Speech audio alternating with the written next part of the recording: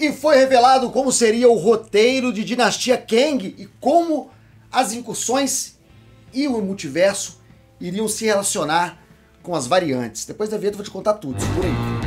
Olá, sociedade de consumo pop, estamos de volta. E agora começam a aparecer informações dos roteiros que estavam sendo escritos para Dinastia Kang. O filme que foi cancelado pela Marvel e substituído por Doomsday. Não mais Kang, o Conquistador, seria o vilão principal da saga do multiverso, mas sim Dr. Doom, não, Dr. Destino, iria pegar esse papel, colocando Kang numa situação de quase esquecimento, de degredo, de desterro, de exílio. Foi para a Sibéria da fanbase o Kang. Mas antes disso, quando Jeff Loveness ainda estava escrevendo o roteiro, tendo as primeiras ideias, tinha ali uma sequência para o que ia acontecer, uma ideia básica, que vazou. Fontes aí estão informando que Dinastia Kang seria conduzido da seguinte forma. Lembra quando os Vingadores reúnem as Joias do Infinito e vencem Thanos?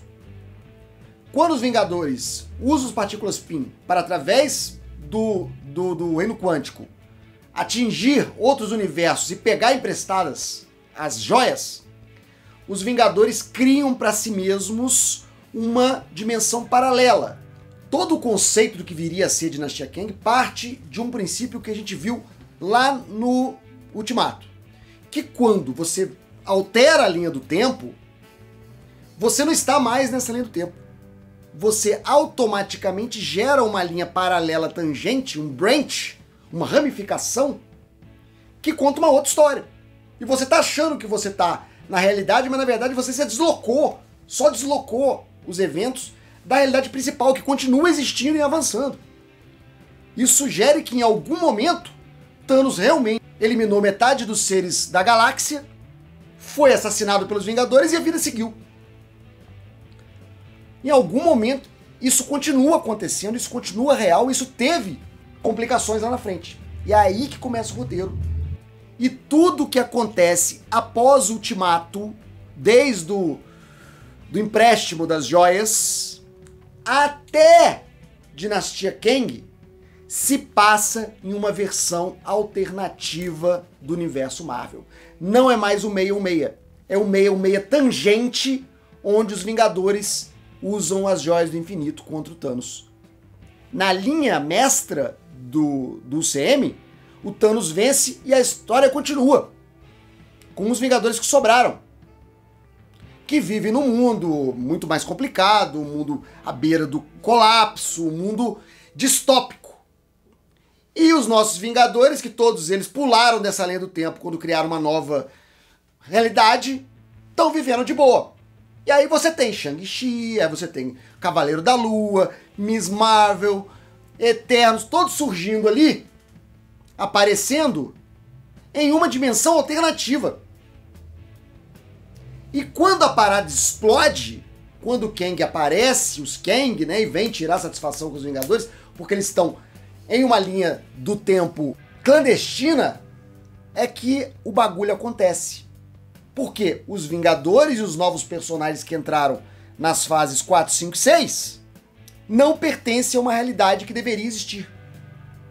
E começa um processo de incursão, ou que o valha, com os Vingadores que ficaram para trás, que fazem parte da linha mestra UCM, o UCM real. Que são Vingadores que agora têm uma versão completamente distorcida deles. E esse combate entre os Vingadores distorcidos, abandonados à própria sorte, quando os Vingadores oficiais fogem, e os Vingadores fugitivos se encontram lá pra frente. Então você tem, por exemplo, um Thor que se recupera em Thor, Amor e Trovão e volta a ser um herói, e um Thor jogado às moscas, que ficou pra trás na linha do tempo original. Você tem um Gavião Arqueiro que faz seu retorno na série Gavião Arqueiro e volta a ser um herói. E nós temos o Ronin, que ainda é um anti-herói na linha do tempo oficial. Entre outros personagens que sobreviveram ao blip, que estão agora com as suas versões mais sombrias. e a gente teria um conflito entre esses dois núcleos. Os Vingadores reais, porém, destruídos internamente, externamente, e os Vingadores verdadeiros que são falsos por estarem numa linha do tempo não permitida. O que rolou não foi muito bem a presença do Kang, que fez Dinastia Kang e essa ideia ser recusada, ser reprimida, ser descartada. Foi a sensação que Kevin Feige e a Marvel Studios teve ao ler esse roteiro, esses primeiros rascunhos de roteiro, essas primeiras versões, de que o público não ia entender nada, ia ficar dividido sobre o que é real e o que não é real. Quem deveria torcer? Os Vingadores que ficaram, que são os donos daquela linha temporal, ou aqueles que trapacearam para construir um fim de ultimato próprio e que estão vivendo numa boa? Quem está certo? O público ia ter muita dificuldade para tomar um lado e se identificar com um lado, ia ficar uma situação muito difícil para o público geral entender o que os heróis estão fazendo, o que os heróis fizeram. Seria uma situação meio caótica. E é por isso que a Marvel, entre outras coisas, teve a questão de Jonathan Major ser preso, teve a questão do Kang não ter sido muito bem aceito como vilão, que Quantumania fracassou, e aí pesquisas que rodaram, e o público casual não se conectou a esse vilão, a Marvel preferiu ter um vilão principal, que fosse o cara que... o maligno, né? Porque nesse caso aí o Kang fica meio que ali só orquestrando a parada enquanto os heróis brigam. E aí você tem que saber qual herói que você vai torcer. Seria um guerra civil multiversal. Que era uma coisa que estava sendo especulada, né? Dos Vingadores malignos contra os Vingadores normais. Mas os Vingadores malignos eram os donos daquela parada, né? Fica difícil tomar um lado realmente. Mas então todos esses fatores contribuíram, mas também o fato de que ficou muito difícil de entender quem estava certo nessa briga. E alguém tinha que rodar nessa aí. Quem? Escreve aqui embaixo a sua opinião, o que você acha dessa ideia que está circulando aí nas redes sociais. Se você acha que é real, se é isso realmente, ou se não passa de mais um rumor.